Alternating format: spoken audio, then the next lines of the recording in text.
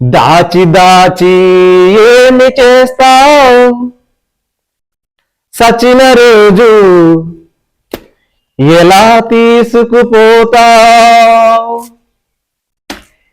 ఎక్కడికి తీసుకుపోతావు, శవం మీద కప్పెగుడ్డకు జేబు కూడా ఉండదు.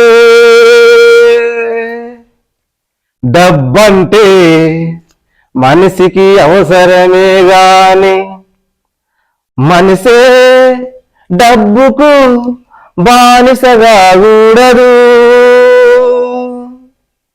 నిజమే కదనా? డబ్బు అంటే మనకు అవసరమే, కానీ దానికి మనం ఈ డబ్బుకి మనం బానిస కాకూడదు.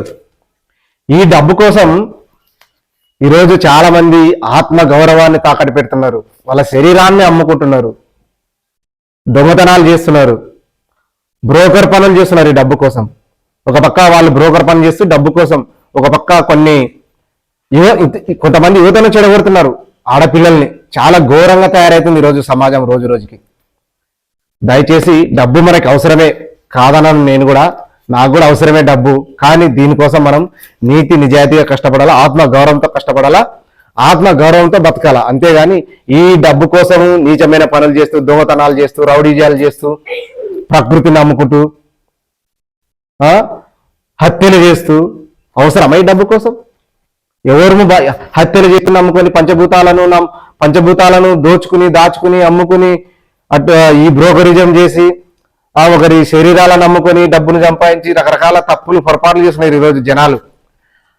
అలా చేసి సంపాదించిన డబ్బు మనం బతుకున్నంత వరకే ఉంటుంది ఆ డబ్బు. అదే నిజాయితీగా కష్టపడి సంపాదించండి, ఎవరిని మోసం చేయకుండా ఆత్మ గౌరవంతో కష్టపడి చెమట కార్చి ఒళ్ళు నుంచి కష్టపడి సంపాదించండి డబ్బు. అది మనం బతుకున్నంత వరకు ఉంటుంది, మనం చచ్చిన తర్వాత కూడా మన పిల్లల తరాల కూడా ఈ డబ్బు పనిచేస్తుంది ఖచ్చితంగా. ఇది నేను కూడా చాలా మందిని అబ్జర్వ్ చేస్తున్నా. కానీ కొంతమంది ఈ డబ్బు కోసం మాకు బలగం ఉందని చెప్పేసి, మాకు బలం ఉందని చెప్పేసి, మాకు అధికారం ఉందని చెప్పేసి, మా చేతిలో అధికారం ఉందని చెప్పేసి, మా చేతిలో ప్రభుత్వం ఉందని చెప్పేసి రకరకాల ఈ కాయిదాల కోసం రకరకాల పిచ్చి పనులు చేస్తున్నారు. కానీ ఆ డబ్బు ఈరోజు మీరు కోట్లు సంపాదించవచ్చు, కానీ ఆ డబ్బు నువ్వు బతుకున్నంత వరకే ఉంటుంది. నువ్వు చచ్చిన తర్వాత పరుల సొమ్ము పరాయి పాలే. గుర్తుంచుకోండి, ఈ డబ్బు ప్రతి ఒక్కరికి అవసరమే, కానీ నీతి నిజాయితీగా సంపాదించాలని ఈ చిన్ని వీడియో ద్వారా, సోషల్ మీడియా ద్వారా ప్రతి ఒక్కరికి చేతులెత్తి నమస్కరిస్తున్నాను.